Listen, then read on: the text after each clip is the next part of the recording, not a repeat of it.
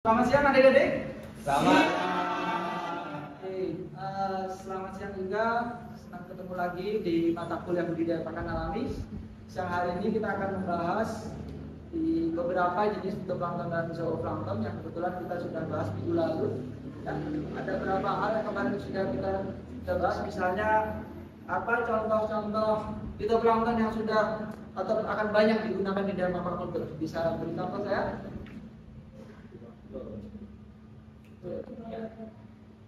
Ada Daphnia, Pak. Daphnia, oke. Kemudian Setoceros. Nah, ada lagi Porphyridium. Porphyridium. Oke. Ada lagi Thalassiosira. Thalassiosira. Oke. Itu beberapa contoh, masih banyak lagi dan nanti itu akan kalian bahas lebih dalam lagi itu. Sebelumnya ada beberapa informasi yang terkait dengan apa yang akan kita lakukan untuk hari ini. Masuk semua ya, ada Diaska, ada Iin, ada Ahmad Awaludin, ada Eki. Alhamdulillah hari ini tidak ada yang izin sakit. Semoga nanti kita minggu depan bisa bertemu kembali dengan kondisi yang juga baik. Baik, kita mulai perkuliahan hari ini dari manfaatkan peruntukannya untuk budidaya pakan alami.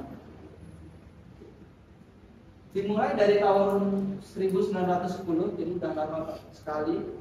Pakan alami itu awalnya adalah diambil dari alam, dikultur dari jenis diatom untuk pakan invertebrata. Ya.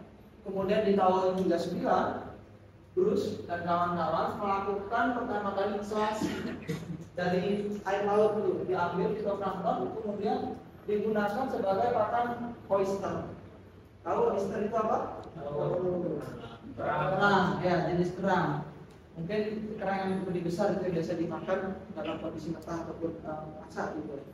Jadi makannya adalah fitoplankton. Kemudian berkembang 1940, Dr. Fujinaga dari Jepang, dia pionir dalam mengembangkan skeletonema diatom jenis skeletonema. Ya, untuk apa? Untuk pakan Penaeus japonicus. Kira-kira apa itu? Udang, ya, udang Pasifik. Kita tahu di Pasifik banyak sekali jenis udang, Penaeus, udang putih. Salah satunya yang sering sekali atau banyak sekali dibudidayakan di Indonesia yaitu Penaeus monodon. Penaeus monodon itu udang windu yang besar. Nah, kalau Maname apa? Lithopenaeus. Mirip, kekerabatannya dekat, tetapi kalau Maname itu Lithopenaeus, kalau ini Penaeus, jadi udah Pasifik asli. Kemudian 1950 rotifer dikembangkan sebagai pakan sidat. Sidat ini merupakan jenis semacam belut gitu ya, tapi dia tinggal di laut dan juga di tawar, gitu, di air asin dan di air tawar. Dia melakukan buaya, berpindah, gitu.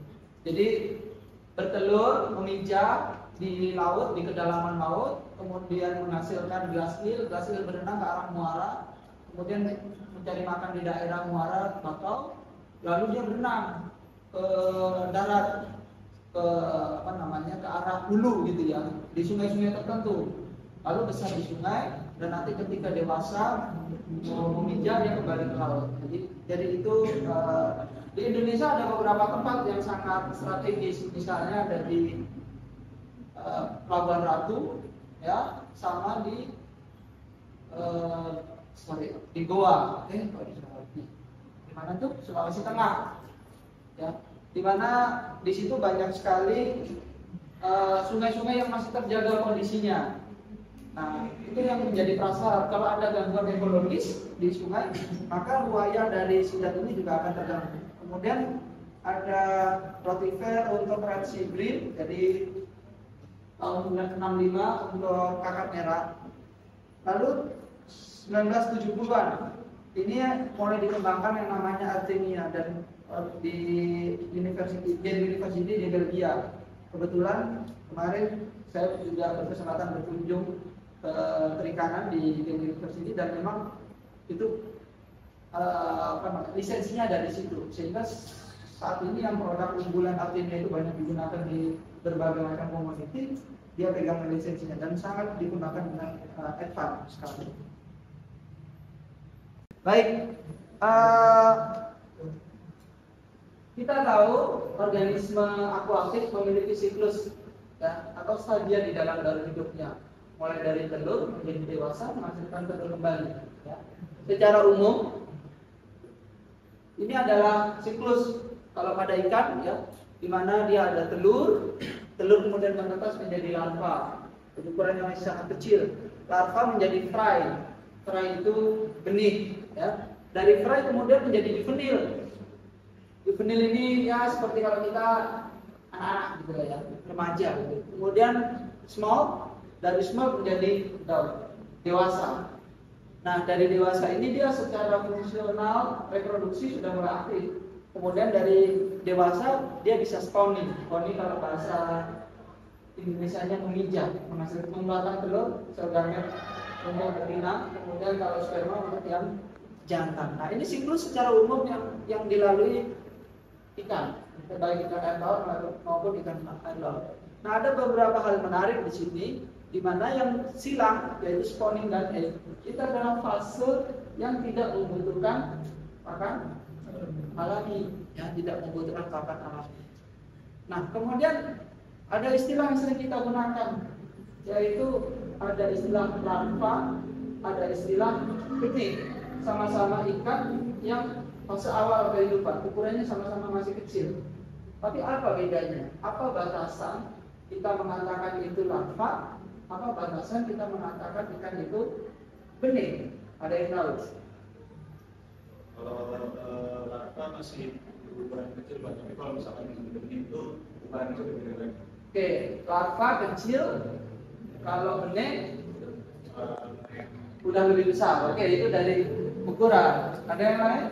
Lanjut tangan. Mungkin dari organnya Pak, fisiologis larva itu belum sepenuhnya sempurna. Kalau di benih itu udah mulai ada organ-organnya yang khusus ini. Oke, betul. Jadi organisme itu juga butuh berkembang, ya, beda yang berkembang dan bertumbuh. Kalau bertumbuh itu terkadang hanya sekedar kuantitatif, jadi tapi kualitas juga perlu. Kayak misalnya yang awalnya belum punya organ penglihatan, sensori penciuman, kemudian berkembang jadi punya. Atau misalnya yang awalnya sistem reproduksinya sederhana, kemudian jadi lengkap. Nah,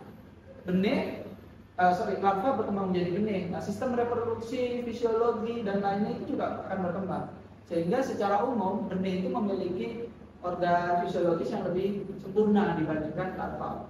Selain ukuran, kemudian juga fungsi biologis, ada yang lain.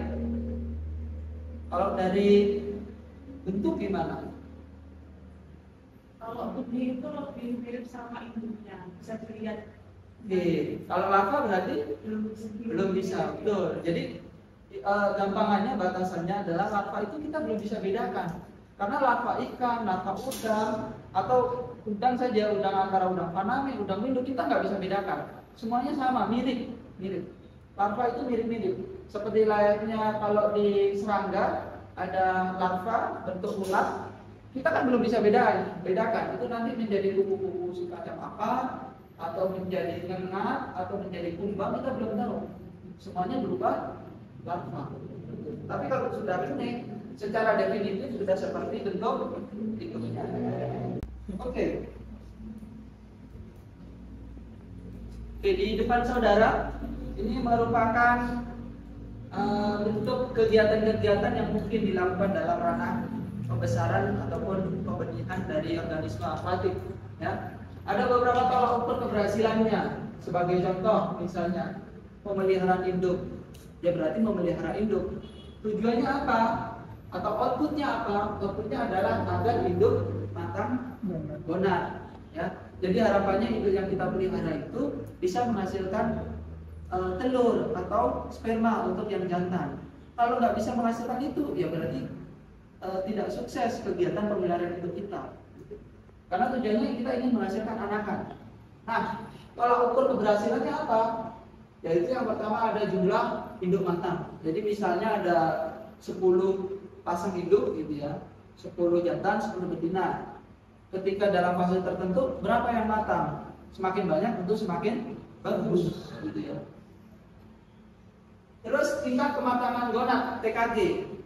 Biasanya TKG dibagi dari skala 1 sampai skala 5. Skala 1 itu yang belum matang, 2 agak matang, sangat matang atau mau minjam, skala 5. Jadi TKG 5 udah mau brojol telur maupun spermanya, itu harus dikawinkan. Kemudian fekunditas. Fekunditas menggambarkan banyaknya telur atau sperma yang dihasilkan. Bisa per satuan bobot induk atau per ekor. Nah ini untuk pengukurannya ya. Bisa persen untuk TKG, kemudian ekor untuk matang-matang. Tingkat kesuksesannya tinggi. Artinya di dalam memelihara induk itu relatif mudah untuk membuat matang. Ya. Memang ada beberapa jenis yang sangat sulit. Tapi secara umum ini relatif mudah dibandingkan dengan yang lain. Sebagai contoh kemarin kita melakukan kunjungan lampang, ada di Bali, di Balai Gondol ada kakap merah, ada apa kemarin? Kerapu, tuna, bandeng, ya. Itu ada induk-indukan semua, di mana kita fase masih ingin mematangkan. Diberi pakan apa kemarin? Ikan ruca, cumi, ya. Kemudian bahkan mereka menyelipi vitamin E, ya, antioksidan agar apa? Agar cepat matang. Nah, kemudian ada pemijahan induk. Pemijahan induk itu intinya kita mengawinkan induk jantan dan induk betina agar menghasilkan telur yang berbuahi.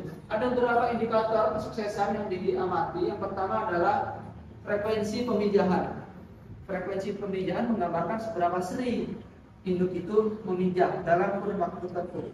Ingat, ada ikan yang suka memijah dalam periode tertentu. Ada juga ikan yang sepanjang tahun, jadi nggak mengenal musim. Nah, dalam 1 tahun itu berapa kali dia memijah? Bisa lebih dari 1 kali, 2 kali, 3 kali, 4 kali, tergantung frekuensinya. Tentu secara umum frekuensi yang bagus adalah yang semakin tinggi, semakin banyak gitu. Artinya dia bisa menghasilkan telur semakin sering gitu. Kemudian produksi telur dalam jumlah rutin dan derajat pembuahan. Derajat pembuahan itu artinya seberapa banyak telur yang terbuahi dan nantinya akan menetas. Nah ini tentu bergantung dari induk jantan maupun induk betina. Masing-masing punya sumbangsi. Kalau induk betina dia bertanggung jawab terhadap kualitas telur. Kalau induk jantan dia bertanggung jawab kualitas sperma.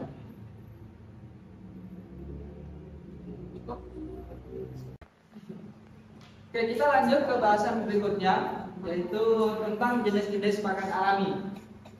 Ada beberapa jenis pakan alami, misalnya fitoplankton.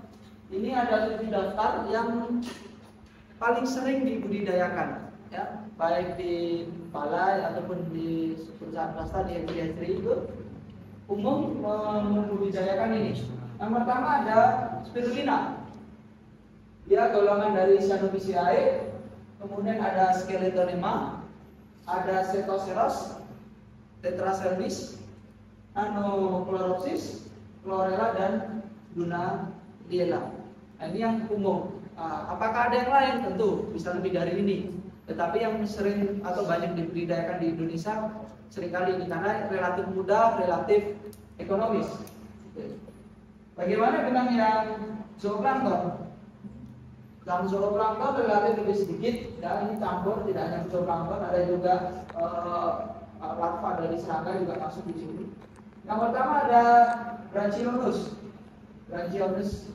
sp, kemudian Infusodia, ada Dapnia, Moina. Ini zooplankton kebanyakan adalah yang air tawar. Ya. Kemudian ada Artemia. Artemia yang dimaksud adalah biasanya berupa naupli, di mana nauplinya digunakan sebagai pakan alami dari para larva-larva ikan. Kemudian larva Chironomus. Chironomus ini sebenarnya adalah serangga udara. Serangga udara yang memijahnya atau bertelurnya di air. Nah, kebetulan ketika menetas, dia makanya bisa kita gunakan sebagai pakan alami. Ini banyak sekali juga di sungai-sungai secara alami, banyak sekali yang menjadi golongan bentos ketika di awal fase hidupnya. Kemudian ada turnifek. Kalian pasti familiar dengan turnifek. Seperti apa turnifek? Cacing. Kalau nama lokalnya apa ini? Nyebutnya? Cacing sutra. Cacing sutra.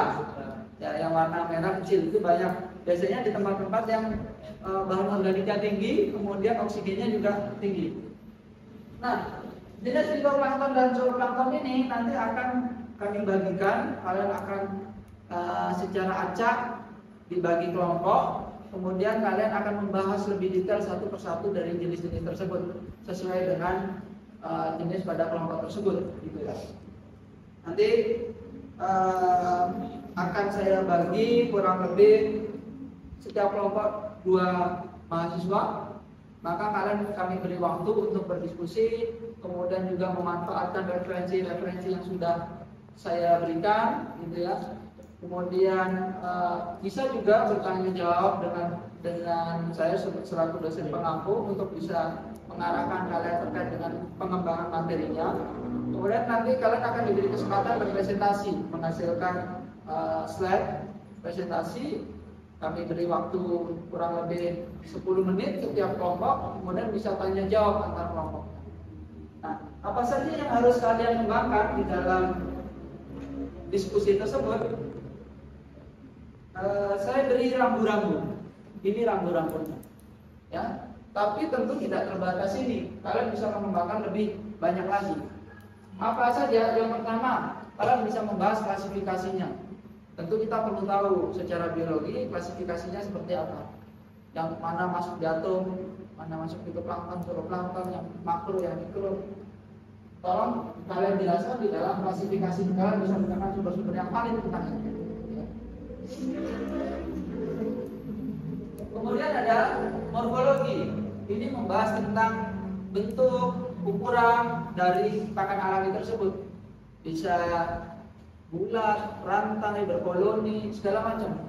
Masing-masing pakan alami akan memiliki karakteristik tersendiri. Kalian bisa cari informasinya lebih dalam tentang hal tersebut. Kemudian yang ketiga tentang ekologi dan habitat penyebaran. Misalnya pakan alami atau fitoplankton tertentu dia ditemukan di mana? Di tropis, subtropis, pada lintang berapa seperti itu. Kemudian menyebarnya di mana? Air tawar, air laut, ya? Atau di permukaan, di kedalaman, terserah. Nanti tergantung informasi apa yang kalian dapatkan. Kemudian yang keempat, kondisi fisika kimia optimum. Apa nih? Jadi kondisi perairan itu kan dipengaruhi banyak hal parameternya. Ada suhu, ada pH, ada DO, gitu, ada CO2, ada cahaya, ada tekanan, salinitas, banyak sekali. Nah, ada beberapa hal yang umum yang sangat terkait dengan fitoplankton maupun zooplankton. Yang pertama adalah adanya nutrien, unsur hara. Kalau pada fitoplankton dia butuh unsur hara, entah itu Na, Ca, Mg, magnesium, ya, seperti itu. Banyak sekali. Itu seperti apa kebutuhannya? Ketika kalian mendapatkan pakan alami berupa setoseros misalnya, kebutuhan setoseros akan nutrien seperti apa? Cari nilai optimumnya. Kalian bisa searching di jurnal, artikel yang terkait dengan itu atau penelitian-penelitian yang sudah menggunakan setoseros. Oke, perhatikan saya ya. Oke, kita tadi sudah bagi kelompok, ya, masing-masing sudah punya jenis yang akan dibahas. Kalian bisa menggunakan visi-visi yang sudah saya sampaikan. Silakan diskusi kelompok, gunakan material referensi dari manapun, baik dari jurnal, dari buku, ya, e-booknya juga sudah saya bagikan, ataupun kalian dari internet. Tapi tolong hati-hati, jangan gunakan referensi yang kredibilitasnya belum bisa divalidasi, atau bahkan paling hindarilah kayak misalnya Wikipedia seperti itu, jangan. Harus dari primer, referensi primer. Oke. Kelompok pertama tadi membahas apa? Rotifera. Dan kelompok kedua Artemia. Kelompok ketiga Daphnia. Kelompok ke berapa nih? 4. Spirulina. Kelompok terakhir Tubivax. Oke. Sudah ada perwakilan dari fitoplankton dan zooplankton. Silakan kembangkan materinya. Kita beri waktu 30 menit. Dari sekarang saya akan mendampingi kalian dalam mengembangkan referensi. Oke. Ini kelompok Daphnia ya. Oke, banyak hal yang bisa kalian bahas tentang Daphnia, mulai dari klasifikasinya, morfologi dan Daphnia, yaitu terkait dengan reproduksi. Jadi jangan lewatkan informasi itu, penting banget. Kalian coba cermati informasinya terkait dengan reproduksi. Menarik antara dua fase reproduksi itu akan mempengaruhi kecepatan dari perkembangbiakan atau kepadatan.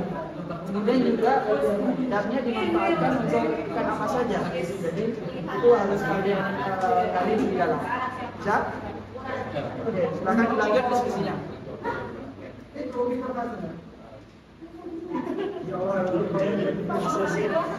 Spirulina juga banyak dipakai di luar aquaculture, ya. Untuk apa saja? Coba kalian searching itu spesial khususnya di spirulina. Ini karena yang paling banyak nutrisinya itu di spirulina. Silakan di searching. Yang ini mau apa tadi? Rotifera. Zooplankton atau fitoplankton? Zooplankton. Ya.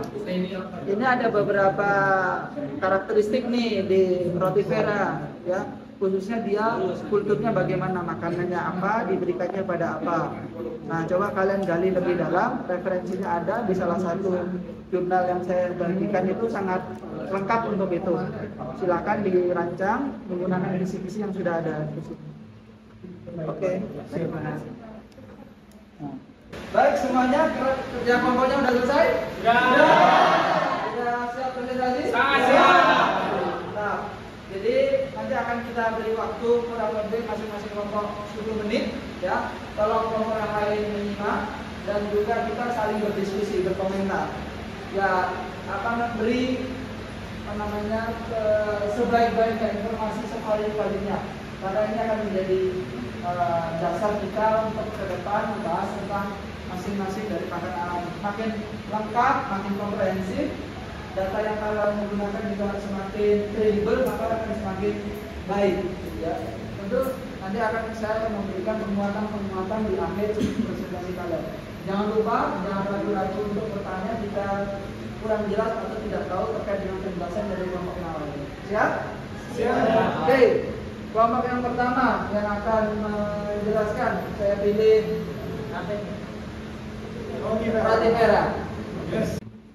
Jadi morfologi dan anatomi dari Rotifera sendiri yang pertama memiliki ukuran yang mikroskopis, di mana Rotifera sendiri berukuran 50 hingga 2000 mikrometer yang menjadikannya salah satu hewan multiseluler terkecil di bumi.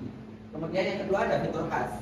Fitur khas dari Rotifera sendiri merupakan memiliki corona, mastak, sistem endurance khusus yang dikenal sebagai sistem protonipredial. Yang ketiga ada badan transparan.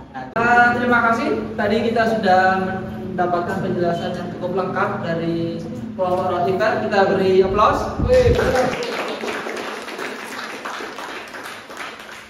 Ada beberapa hal yang ingin saya beri penguatan penekanan, khususnya pada hal kondisi fisika kimia yang optimum. Tadi sebenarnya juga sudah dijelaskan oleh kelompok Rotifera. Ada beberapa hal yang penting. Yang pertama adalah tentang khususnya cahaya. Di sini dikatakan intensitas cahaya sekitar 1000 sampai 3000 lux. Lux ini menyatakan intensitas di mana menggambarkan banyaknya cahaya yang diberikan. Jadi ada beberapa organisme yang sebenarnya suka lebih redup, suka yang lebih terang. Ini 1000 sampai 3000 lux. Selama 16 jam. Jadi ketika kultur baiknya durasinya tidak alami. Artinya kita harus butuh pencahayaan tambahan. Karena kalau alami kita di tropis itu hanya 12 siang, 12 gelap. Oke. Kemudian ada pH. Di sini rotifer dikatakan dia rentan terhadap 7 hingga 8. Kita tahu kalau air pada umumnya pH netralnya adalah 7, tapi di sini 7 sampai 8 aja rentan. Berarti secara umum rotifer itu memang karena dia air laut, dia menghendaki pH di atas 8. Karena secara umum air laut itu pH-nya 7,5 bisa sampai 8,5, sedikit basah. Maka ini perlu kalian atur ketika nanti kita praktek kultur. Tolong perhatikan pH. pH air lautnya, sistem bakarnya seperti apa, kalian cek. Nanti kita akan praktek ke. Baik, itu sedikit tambahan dari saya. Kita lanjut ke kelompok kedua, yaitu kelompok tubuh efek. Halo, selamat sore semuanya. Oke, jadi kami dari kelompok 7 tentang to be facts akan menjelaskan apa sih itu to be facts. Sebelumnya udah ada yang tahu to be facts apa? Oke, jadi teman-teman, to be facts itu adalah sejenis zooplankton atau biasa kita sebut dengan cacing sutra. Tahu cacing sutra? Tahu. Jadi zooplankton ini biasanya bisa dijadikan sebagai bahan pakan alami juga. Oke. Terima kasih pada semua kelompok sudah mempresentasikan dengan sangat baik sekali. Termasuk saya juga apresiasi tadi bahan-bahan materinya juga sangat lengkap. Tapi tolong terus ditingkatkan ya. Ada beberapa hal tadi catatan dari saya, tolong itu disempurnakan. Nanti bahan ajar dari kalian akan kita kumpulkan jadi satu. Kita gunakan sebagai bahan evaluasi di ujian tengah semester dan ujian akhir semester. Setelah ini ya, kita akan mengamati secara langsung fitoplankton maupun zooplankton yang tadi sudah kalian bahas. Kita ada beberapa sampel. Ada beberapa sampel yang sudah kita siapkan. Ini hasil kultur praktikum kalian kemarin ya. Ada berapa kultur kepadatannya? Ada mulai dari chlorella, ada spirulina, cetoceros maupun nanochloropsis. Ini dengan kepadatan tinggi hasil kultur laboratorium. Nanti kita akan amati bersama dan kita coba hitung kepadatannya, apakah fase-fase pertumbuhan yang kita dapatkan sesuai dengan teori. Tadi ada 3 macam fitoplankton ya. Yang kita ada spirulina, ada skeletonema, dan nanochloropsis ya. Silahkan ini hasil kultur kalian, nanti kalian hitung tingkat kepadatannya, dicatat berapa kepadatan per mililiternya. Nah, bandingkan dengan pengamatan minggu lalu ketika awal kalian kultur bagaimana. Kalau dari warnanya udah pasti ini makin padat kan ya. Nah, nanti kita bisa cermati apakah dia sudah masuk fase stasioner, apakah sudah lewat ke deklinasi, atau bahkan mungkin masih pada fase logaritmik pertumbuhan cepat. Ini tergantung. Jadi silakan diamati bergiliran setiap kelompok kemudian dicatat. Baik, kita sudah sampai di ujung pertemuan kita minggu ini. Terima kasih atas partisipasinya. Tadi saya juga sangat apresiasi kalian sangat aktif dalam mendiskusikan kelompok dan presentasinya. Kemudian juga tadi pengamatannya gimana hasilnya? Baik? Baik. Pertumbuhannya bisa terbaca grafiknya? Bisa. Silakan nanti didiskusikan hasil pengamatan dan juga perhitungan fitoplankton dan zooplankton yang kalian dapati. Kemudian juga akan terus dikembangkan hasil presentasi kalian materinya untuk kita gunakan sebagai bahan UTS dan UAS. Satu lagi ini terkait dengan apa yang akan kita kerjakan minggu depan. Jadi minggu depan kita akan membahas tentang feeding regime, ya, di mana ini terkait dengan manajemen pemberian makan pada suatu hatchery. Ya, ada sedikit informasi yaitu di mana di bawah ini bagian horizontal menjelaskan tentang umur. Ya. Dan ini adalah jenis-jenis fitoplankton yang diberikan. Nah, tugas kalian nanti di awal pertemuan minggu depan, kalian saya minta untuk menjelaskan feeding regime beberapa komoditi, ya, mulai dari ada yang air tawar, contohnya lele, patin, kemudian ada yang air laut, ada udang faname, ada ikan tuna, kakap. Nah, feeding regime-nya seperti apa? Sesuai dengan apa yang dikembangkan di dalam aquaculture. Itu kita bahas minggu depan dan nanti akan kita ulas bersama dalam fokus discussion group lagi. Dan tentu semoga kita bisa bertemu kembali minggu depan dalam keadaan sehat walafiat. Terima kasih atas partisipasinya hari ini. Kalian hebat hari ini. Kita beri aplaus bersama.